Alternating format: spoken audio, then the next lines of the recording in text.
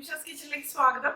Ini ഞാൻ തയ്യാറാക്കുന്നത് potato മസാലയാണ്. നമ്മൾ പൂരിയുടെ കൂടെയൊക്കെ കഴിക്കില്ലേ ആ പൊട്ടറ്റോ മസാല. അപ്പോൾ നമുക്ക് റെസിപ്പിയിലേക്ക് കടക്കാം. അപ്പോൾ നമുക്ക് പൊട്ടറ്റോ മസാല തയ്യാറാക്കാൻ തുടങ്ങാം. അതിനു വേണ്ടിയിട്ട് ഞാനിവിടെ 4 ഉരുളക്കിഴങ്ങ് എടുത്തിട്ടുണ്ട്. ഇതിപ്പോൾ ഒരു മീഡിയം സൈസിലുള്ള ഉരുളക്കിഴങ്ങാണ്. ഇത് ഞാൻ നന്നായിട്ട് കഴുകിയതിന് ശേഷമാണ് എടുത്തിരിക്കുന്നത്. ഇതിനെ പ്രഷർ കുക്കറിലേക്ക് ഇട്ട് കൊടുക്കാം. ഞാനിതിപ്പോൾ കട്ട് ചെയ്തെടുക്കണമെന്നില്ല, അങ്ങനെ തന്നെയാണ് ഞാനിത് വേവിച്ചെടുക്കുന്നത്. ഇപ്പോൾ പലരും പല രീതിയിൽ ഇത് വേവിച്ചെടുക്കാറുണ്ട്. കട്ട് ചെയ്തതിന് ശേഷം വേവിക്കാറുണ്ട്, അതുപോലെ തന്നെ പീൽ ചെയ്തതിന് ശേഷം വേവിച്ചെടുക്കാറുണ്ട്. അതെങ്ങനെയാണെന്ന് വെച്ചാൽ നമ്മുടെ ഇഷ്ടത്തിനനുസരിച്ച് ചെയ്യാം. ഇതിലേക്ക് ഇനി ആവശ്യത്തിന് വെള്ളം ഒഴിച്ചു കൊടുക്കാം.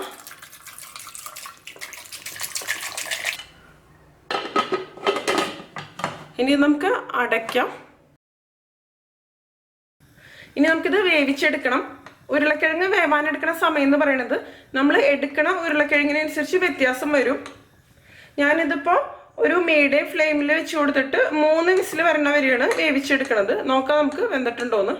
പൊട്ടറ്റോ മസാല തയ്യാറാക്കുമ്പോൾ ഉരുളക്കിഴങ്ങ് നന്നായിട്ട് തന്നെ വെന്ത് വരണം. പിന്നെ ഞാനിവിടെ ഒരു വലിയ സവാള എടുത്തിട്ടുണ്ട്.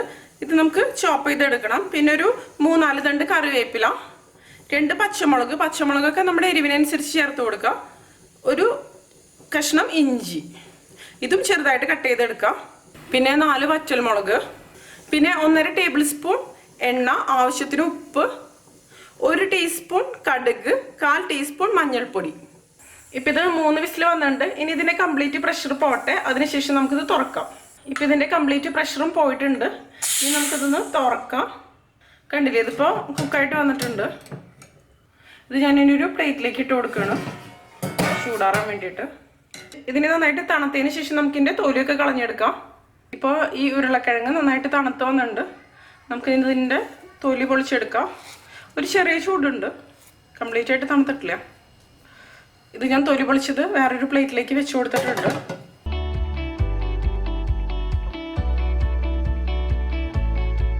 ഇപ്പോൾ 2 ഞാൻ തൊലി പൊളിച്ച് വെച്ചിട്ടുണ്ട്. ഇതുപോലെ തന്നെ നമുക്ക് ഇതെല്ലാം തൊലി കളഞ്ഞെടുക്കാം. ഇനി നമുക്കിതൊന്ന് മാഷ് ചെയ്തെടുക്കാം. ഞാനിപ്പോൾ ഒരു ഫോർക്ക് ഉപയോഗിച്ചിട്ടാണ് മാഷ് ചെയ്യണത്. എന്തുപയോഗിച്ച് വേണമെങ്കിലും ചെയ്യാം. എല്ലാം ഇതുപോലെ ഉടച്ച് കൊടുക്കണില്ല, ചെറിയ കഷ്ണങ്ങൾ അതുപോലെ തന്നെ കെടുക്കുന്ന രീതിയിലാണ് ഞാൻ ചെയ്യണത്. അതെങ്ങനെയാണെന്ന് വെച്ചാൽ നമ്മുടെ ഇഷ്ടത്തിന് ചെയ്യാം. എപ്പോഴും ചെറിയ കഷ്ണങ്ങൾ ഉണ്ടാവുന്നതായിരിക്കും നല്ലതെന്ന് എനിക്ക് തോന്നുന്നത്.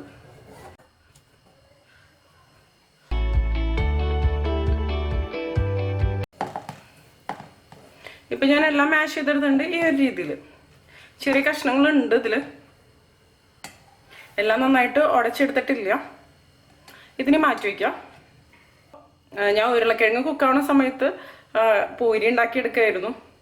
ഇതിപ്പോൾ പൂരിയുടെ കൂടെ മാത്രമല്ല കേട്ടോ, ചപ്പാത്തിയുടെ കൂടെയും അപ്പത്തിൻ്റെ കൂടെയൊക്കെ നല്ല കോമ്പിനേഷൻ തന്നെയാണ്. ഞാനിവിടെ ഒരു കടായി എടുത്തിട്ടുണ്ട്. കടായി നന്നായിട്ടൊന്ന് ചൂടായിട്ട് വരട്ടെ. ഇനി നമുക്കിതിലേക്ക് ഓയിൽ ഒഴിച്ച് കൊടുക്കാം. ഞാനിപ്പോൾ വെജിറ്റബിൾ ഓയിലാണ് ഇതിലേക്ക് ഒഴിക്കുന്നത്. നമുക്ക് വേണമെന്നുണ്ടെങ്കിൽ വെളിച്ചെണ്ണയും ഉപയോഗിക്കാം. എണ്ണ നന്നായിട്ട് ചൂടായിട്ട് വരുമ്പോൾ നമുക്കിതിലേക്ക് കടുക് ചേർത്ത് കൊടുക്കാം. ഇപ്പോൾ കടുക് നന്നായിട്ട് പൊട്ടി വന്നിട്ടുണ്ട്. നമുക്കിനി ഇതിലേക്ക് വറ്റൽമുളക് ചേർത്ത് കൊടുക്കാം. നന്നായിട്ട് ഇളക്കി കൊടുക്കാം.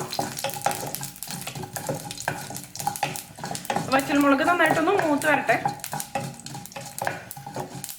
ഒരുപാട് ഡാർക്ക് ഷെയ്ഡാകാൻ നിൽക്കണ്ട, ഇത് മതി. ഇനി ഇതിലേക്ക് നമുക്ക് കറിവേപ്പില ചേർത്ത് കൊടുക്കാം. ഇനി നമുക്കിതിലേക്ക് ഇഞ്ചി കട്ട് ചെയ്തത് ചേർത്ത് കൊടുക്കാം. നന്നായിട്ട് ഇളക്കി കൊടുക്കാം.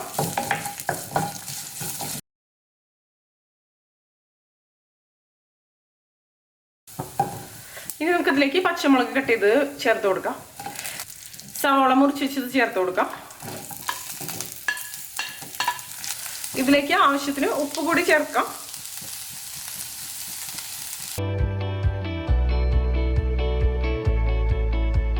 ഇനി സവാള ചെറുതായിട്ടൊന്ന് സോഫ്റ്റ് ആയിട്ട് വരട്ടെ. ലൈറ്റ് ഗോൾഡൻ ഷെയ്ഡ് ആവാൻ നിൽക്കേണ്ട ആവശ്യമൊന്നുമില്ല.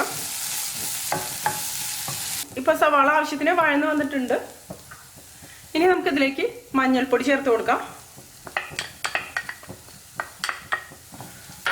നന്നായിട്ടൊന്ന് മിക്സ് ചെയ്ത് കൊടുക്കാം. അതിനുശേഷം ഈ മഞ്ഞൾപ്പൊടിയുടെ പച്ചമണം മാറുന്ന വരെ ഒന്ന് വഴറ്റിയെടുക്കാം.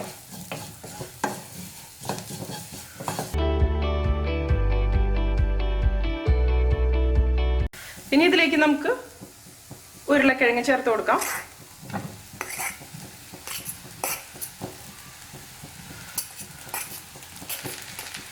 ഇനി ഇതിലേക്ക് ആവശ്യത്തിന് ഉപ്പ് കൂടി ചേർക്കാം.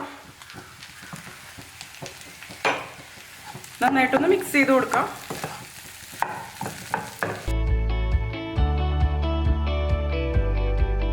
അപ്പോൾ വലിയ കഷ്ണങ്ങളൊക്കെ പോലെ കിടക്കുന്നുണ്ടെങ്കിൽ ഒന്ന് ഉടച്ചു കൊടുക്കാം. ഇനി ഇതിലേക്ക് ആവശ്യത്തിന് ചൂടുവെള്ളം ഒഴിച്ചു കൊടുക്കാം. അതിനുശേഷം നന്നായിട്ട് മിക്സ് ചെയ്ത് കൊടുക്കാം. ഈ സമയത്ത് ചൂടുവെള്ളം തന്നെ ഒഴിക്കാട്ടോ. ഞാൻ നല്ല തിളച്ച വെള്ളമാണ് ഒഴിച്ചിരിക്കുന്നത്. അതിനുശേഷം നന്നായിട്ട് മിക്സ് ചെയ്ത് കൊടുക്കാം. ഞാൻ ഈ വലിയ കഷ്ണങ്ങളൊക്കെ ഒന്ന് ചെറുതാക്കി കൊടുക്കണം.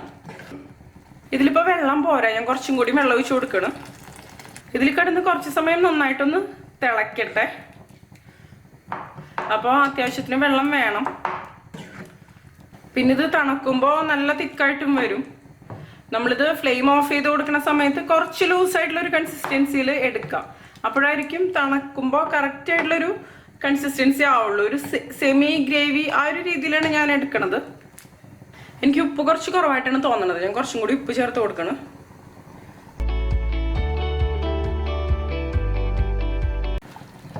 ഇപ്പം ഇത് ആവശ്യത്തിന് തിളച്ച് കുറുകി വന്നിട്ടുണ്ട്.